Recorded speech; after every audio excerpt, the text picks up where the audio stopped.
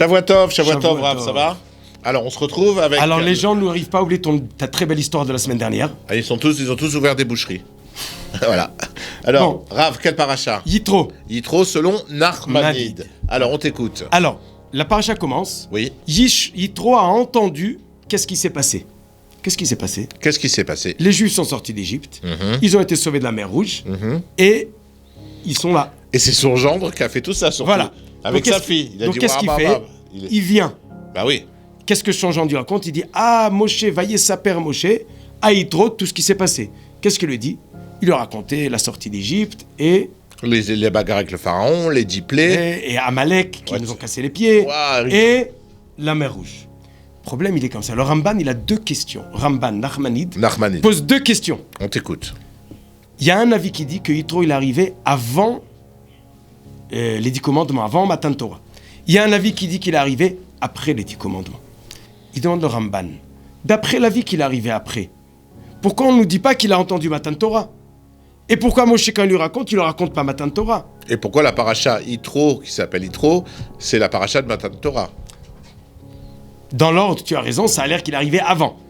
Mais il y a un avis qui dit qu'il est arrivé après.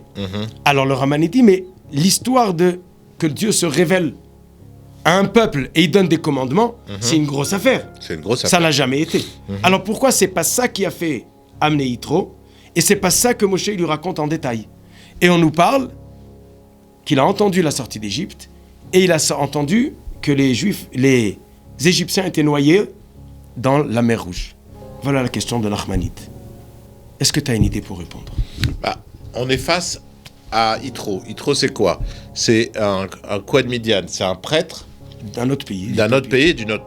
sûrement d'idolâtrie, non? Ouais. Ok, donc c'est un idolâtre. C'est un goy. Un païen, idolâtre, qui était en plus le grand rabbin de sa congrégation, quoi. Et il entend les miracles qu'il y a eu. Lui, ça fait des années qu'il demande à ses poupées en porcelaine de faire des miracles. Il voit rien depuis des années. D'accord? C'est le grand prêtre. Donc lui, le grand bluff, il le connaît. Il sait que ça marche pas. Que c'est son business. Et là, il entend qu'il y a un Dieu. Et lui, il bouge. C'est pas comme ces statuettes qui bougent pas. Alors. Il dit, ah, ça m'intéresse, je vais voir ce qui se passe. Et donc, c'est un homme sage, a priori, c'était un grand prêtre. Donc, il se laisse et il dit, ben voilà, j'ai trouvé ma voie. Enfin, un vrai... Donc, ce qui lui intéresse plus, c'est le miracle d'Égypte, plutôt que la révélation qui donne les commandements. Au début, c'est le miracle d'Égypte. Et ce qui lui plaît, c'est que, puisqu'on dit que c'est Yitro qui a aidé Moshe à organiser les juges, les lois, il fallait toujours un non-juif pour organiser tout ça, parce que nous, on est un peu... Tu vois quoi, c'est le balagan. Tu aimes les juifs, toi, hein? J'aime les juifs. Mais t'as toujours tu besoin... les estimes, hein? T'as toujours besoin de fraîcheur, quoi, d'un apport nouveau pour nous aider à aller un peu plus carré, quoi. Tu vois ce que je veux dire? C'est intéressant. On est comme ça, on n'est pas... Donc tu dis comme ça, tu dis Yitro, puisque lui il connaît les idoles, c'est la première fois qu'il voit quelque chose Qui bizarre, marche. Voilà. Donc la question de Matan Torah, c'est une question numéro 2. Numéro 1, c'est qu'il y a un vrai Dieu sur terre. Exact. Très belle réflexion. Alors, qu'est-ce qu'il nous dit, Nachmanid? Nachmanid, il donne pas de réponse. Ah.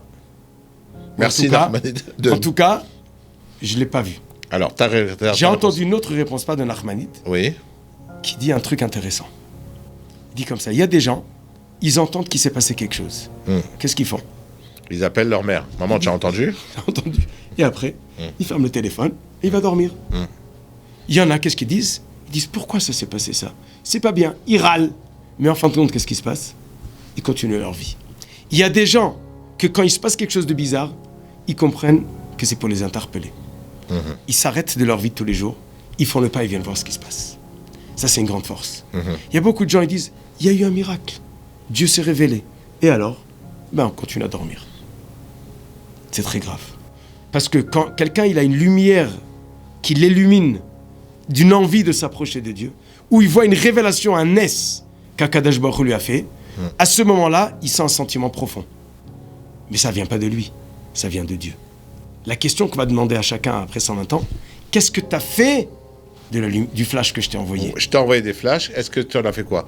Voilà. C'est comme... Yitro, Ça va être dur à ce c'est que le je vais premier. dire. Mhm. Qu'est-ce qu'il a fait? Il a dit, il y a quelque chose qui se passe. Il y a un flash. Voilà. Eh bien, il a fait le pas. Ce qui est intéressant, que Moshe lui parle, et que lui remarque, et la Torah nous raconte, c'est qu'il y a un flash de Dieu. Je ne peux pas continuer ma vie. Mhm. Malheureusement, il y a des gens, ça peut arriver, ils ont un accident. Ils ont la vie sauvée. Bah, au Hachem, il faut une fête. Ils font quoi? Ils remercient Dieu. Ouais. Mais qu'est-ce qu'ils font le lendemain? Ils reprennent la vie d'avant. C'est dur. Ils n'ont pas pris la claque. Là, c'est un claque. Là, c'est autre chose. C'est une claque. Là, on parlait d'un flash. Peu importe si c'est dans le flash, dans le bonheur ou dans le malheur, qu'est-ce qu'on fait avec un révèlement? Voilà. C'est comme par Yitro, exemple... la grandeur, c'est qu'il a fait le pas. Il a fait le pas. La guerre des 6 jours. La guerre des 6 jours. Voilà. On a eu un miracle. On était perdant donné à 100%. En 6 jours, on a eu un miracle. C'est impossible militairement d'expliquer la guerre des 6 jours. Et qu'est-ce qu'on a fait le lendemain de la guerre des 6 jours? On a pris les clés du mont du temple. Tenez, on vous les rend. Allô, on fait un miracle. T'as pas compris?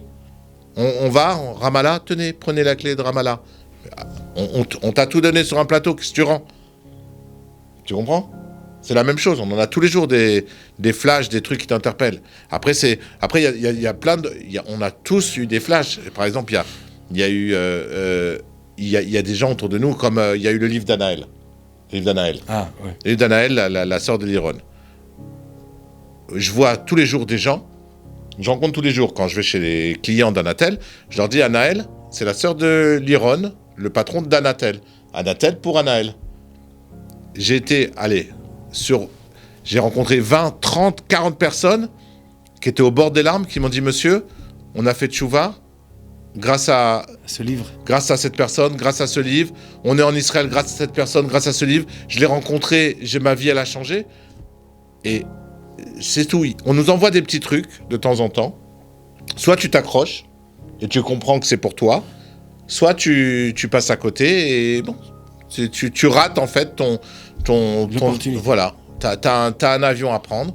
L'avion il est là, il est pour toi, tu montes pas dedans, ben t'as raté quoi. Mais en tout cas on te l'a apporté l'avion, on peut pas dire ah bah j'ai pas été parce que j'avais pas d'avion. Non, on te l'a apporté l'avion. C'est toi que t'es pas rentré, t'es pas assis. Donc Yitro, il a vu le signe. Il a pris le train en marche, comme il dit Rav Citruc, c'est-à-dire que nous les brachas, il dit souvent dans Israël Torah. Aujourd'hui, les billets de première classe sont pris de deuxième classe. Profitez pour monter en Israël parce que bientôt il y aura plus de train. Bon, je sais pas s'il y aura plus de train, mais celui qui a le dernier, il sera. Ouais, il sera dans le truc à bestiaux, Chaz v'Shalom. Alors, Yehi Ratson. Yehi Ratson. Que tout se passe bien. On attrape bien les flashs. On attrape bien les flashs. Et on s'accroche et on avance. C'est comme dans le ski. Si tu rates le Tierfest, tu retombes. Exactement. D'ailleurs, la semaine prochaine, je pars au ski, si Dieu veut. Mais ne rate ni le train, ni l'avion. Viens avec moi. T'aimes bien le ski, toi. T'es d'Aix-les-Bains. Allez. Il veut pas répondre. Dès qu'il y a un truc comme ça, il répond pas. Allez, Shabbat Shalom. Shalom.